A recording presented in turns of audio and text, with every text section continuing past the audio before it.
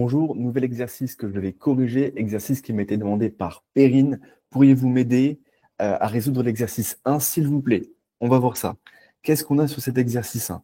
De la géométrie plane. Ah, la géométrie pour le CRPE. Alors, sur cette figure, qui n'est pas réalisée en vraie grandeur, on ne sait pas pour le moment si les points B, C et D sont alignés. B, C, D sont-ils alignés? À l'aide des renseignements de la figure, premièrement, montrer que les points B, C, D sont alignés. Première étape. Ensuite, on va nous demander quelle est la nature du triangle ABD. On verra sur le moment. Justifier. Remarque, d'une manière générale, la consigne montrer que appelle une réponse justifiée. Évidemment, on va devoir justifier de manière rigoureuse notre démonstration, et c'est le cas de manière générale en mathématiques et encore plus dans la géométrie. C'est assez chiant par rapport à ça. Il faut vraiment être très précis dans les termes qu'on va employer et dans la démarche que l'on va dérouler. Déjà, pour savoir si les points sont alignés, ce qu'il faut voir pour le niveau CRPE, combien fait cet angle? L'angle rouge que je viens d'inscrire ici. Combien fait cet angle? Si cet angle fait 180 degrés, ça veut dire qu'en fait j'ai un angle plat. Et si j'ai un angle plat, et bien en fait j'ai une droite.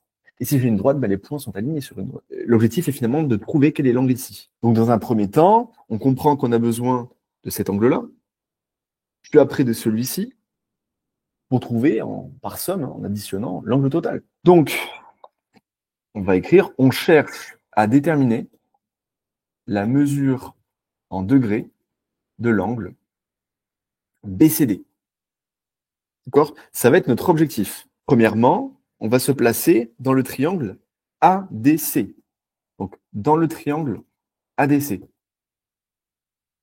La somme des angles d'un triangle, je le rappelle, hein, ça vous devez absolument le connaître. Si vous ne connaissez pas, attention, attention, c'est vraiment essentiel. La somme des angles d'un triangle vaut 180 degrés.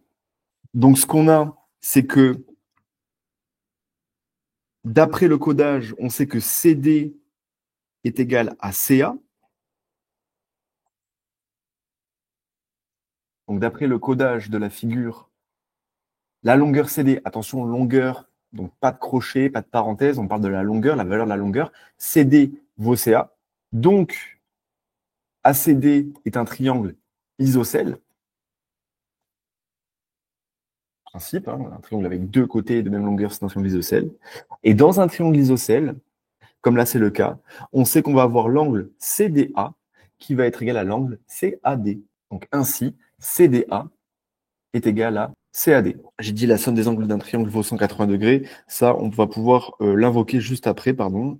J'allais un peu trop vite en besogne. CDA égale à CAD est égal à 30 degrés. Si on est très rigoureux, en mathématiques, on évite de mélanger le français aux formules. On ne met pas de formule ni de signe mathématique dans une phrase en français. Donc, il faudrait dire plutôt la valeur de l'angle de CDA est équivalente à celle de CAD. Elle vaut 30 degrés. Là, pour simplification, pour tout le monde, je mets des signes mathématiques. La somme des angles d'un triangle vaut 180 degrés. Donc, on sait que l'angle CAD plus l'angle CDA plus l'angle ACD vaut 180. La somme de tous les angles dans ce triangle vaut 180. Ainsi, on remplace par les valeurs. On sait que CAD et CDA valent 30. Donc 30 plus 30 plus l'angle ACD, le dernier angle qu'on ne connaît pas, fait 180. Et donc, ACD, l'angle ACD, c'est 180 moins 30 moins 30, donc moins 60. OK? En résolvant une petite équation. Donc, ça fait 180 moins 60, ça fait 120 degrés. D'accord? Donc, ACD mesure 120 degrés. Première étape, on connaît, ça y est, cette valeur-là. On sait que ça fait 120 degrés. Ensuite, l'objectif, c'est de trouver cet angle-là, c'est-à-dire l'angle ACB. Pour ça, on se place dans le triangle ACB. Donc, c'est parti, ça, je vais le dupliquer. Dans le triangle ACB.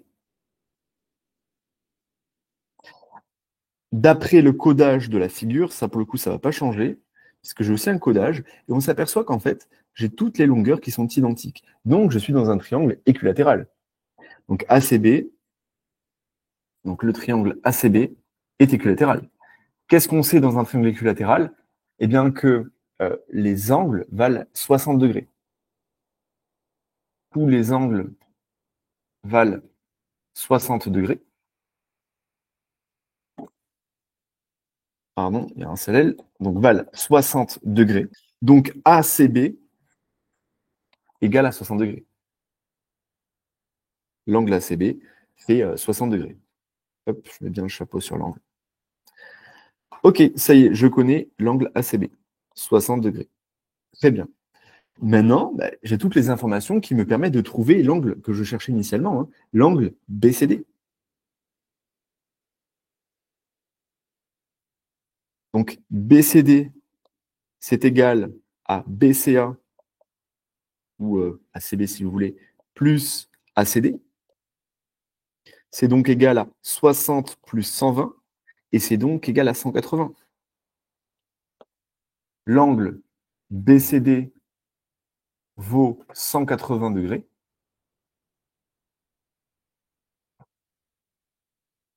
C'est donc un angle plat. Ainsi, les points B, C et D sont alignés. Alignés, un seul L. Et voilà, on a répondu à la première question. Donc la question 2 était quelle est la nature du triangle ABD, donc là, le grand triangle ABD. Alors la nature du triangle, bon, quand on demande ça, généralement, c'est qu'il faut montrer que c'est soit rectangle, soit équilatéral, soit isocèle rectangle. Rarement quelconque. On va pas vous demander ça si c'est quelconque, généralement. C'est probablement un triangle parmi tout ce que je viens de citer. Bon. Déjà, complétons un maximum la figure. Ça va un peu plus nous éclairer. Ici, on sait qu'on a 60 degrés. Ici, on a 60 degrés, vu que tout est équilatéral. Ici, on a dit qu'on avait 30 degrés. Bon. Est-ce que c'est un triangle équilatéral? Alors, le problème pour prouver que c'est un triangle équilatéral, soit on montre que toutes les longueurs sont identiques. Ça pourrait être le cas, hein, parce que c'est pas forcément à l'échelle. Or, on voit que c'est pas le cas, puisque ici, cette longueur fait celle-ci, et c'est égal aussi à celle-ci. Donc, on voit que la longueur BD, c'est 2 fois la longueur BA, donc ça ne peut pas être un triangle équilatéral. Impossible. Donc ça, c'est annulé. Ça pourrait être un triangle isocèle, peut-être. On sait que cette longueur et cette longueur ne sont pas égales, mais peut-être que AD fait ça, ou peut-être que AD fait ça. Maintenant, est-ce que ce triangle peut être un triangle rectangle? Pour ça, il faut qu'il y ait un angle à 90 degrés. Regardons tous les angles de ce rectangle. Ici, on a 30 degrés, ok, 60 degrés. Et ici, on a 60 plus 30, donc 90. Il s'avère que ce triangle ABD est rectangle en A. Donc là, on va pouvoir dire que BAD, c'est BAC plus CAD. C'est donc égal à 60 plus 30, et c'est donc égal à 90. L'angle BAD mesure 90 degrés. Maintenant, attention, quand on montre qu'un triangle est rectangle, il peut être aussi isocèle rectangle. Il peut être isocèle ici et ici, au niveau de l'angle droit.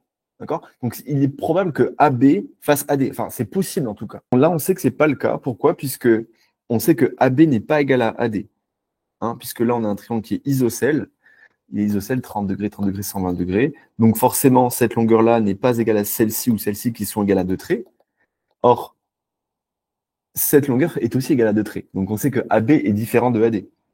Hein, si vraiment je veux aller très très loin dans la justification, je veux dire que AB est différent de AD. Donc, le triangle BAD est rectangle en A.